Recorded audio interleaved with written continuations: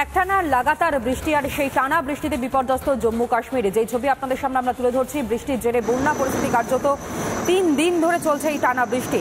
তাওয়াই ও চন্দ্রভাগা নদীর জল বেড়েছে, বিপদসীমার উপর দিয়ে জল বইছে এবং জম্মুতে জারি রয়েছে বন্যা সতর্কতা। ইতিমধ্যে উদ্ধারকারী দল তারা কিন্তু ঘটনাস্থলে পৌঁছেছে এবং হেলিকপ্টার করেই কিন্তু এনডিআরএফ এবং এসডিআরএফ টিম এবং একই সঙ্গে সেনা আধিকারিকরা যৌথভাবে এই উদ্ধার কাজ চালাচ্ছেন। যে ছবিটা আপনাদের সামনে তুলে ধরছি, তাওয়াই এবং চন্দ্রভাগা নদীর জল বেড়ে বিপদসীমার উপর দিয়ে বইতে শুরু করে দিয়েছে। বিস্তীর্ণ এলাকায় এই মুহূর্তে জলের তলায়। জম্মুতে জারি করা হয়েছে বন্যার সতর্কতা। বৃষ্টির মাঝে গতকাল বৈষ্ণোদেবী যাওয়ার পথেই কিছুক্ষণ আগে আপনাদেরকে জানাচ্ছিলাম যে ভূমিধস এবং তাতে মৃত্যু হয়েছে বেশ কয়েকজনের, আহত হয়েছেন একাধিক। উদ্ধার কাজ চালাচ্ছে সিআরপিএফ, ভারতীয় সেনা। বন্যা কবলিত এলাকায় ত্রাণ পৌঁছচ্ছে সেনা।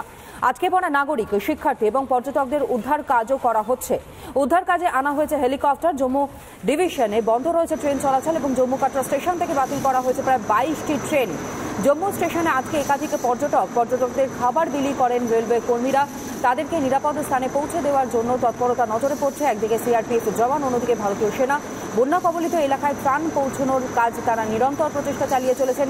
ভূমিধসে এখনো পর্যন্ত যেমনটা খবর পাওয়া যাচ্ছে 15 জনের মৃত্যু হয়েছে এবং এখনো পর্যন্ত নিখোঁজ বহু।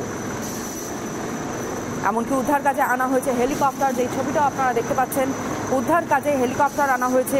আজকে পড়া পর্যটক, শিক্ষার্থী এবং একই সঙ্গে স্থানীয় যারা রয়েছেন তাদেরকে নিরাপদ স্থানে সরানোর বন্দোবস্ত করা হচ্ছে। নিরন্তর প্রচেষ্টা চালিয়ে চলেছেন সিআরপিএফ এর জওয়ানরা, ভারতীয় সেনারা এই বন্যা কবলিত এলাকা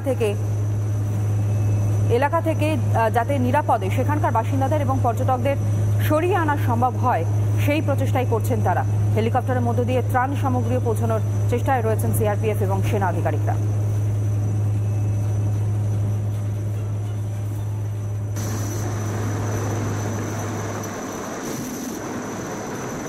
যেমনটা আপনাদেরকে জানাচ্ছিলাম, বিপদসীমার ওপর দিয়ে রীতিমতন বইছে জল। জম্মুর জারি রয়েছে বন্যার সতর্কতা।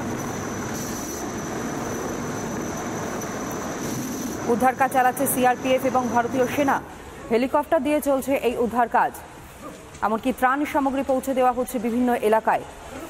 একাধিক ট্রেন বাতিল করা হয়েছে। জম্মু স্টেশনে আজকে একাধিক পর্যটক, জম্মু কাটরা স্টেশন থেকে বাতিল করা হয়েছে 22টি ট্রেন।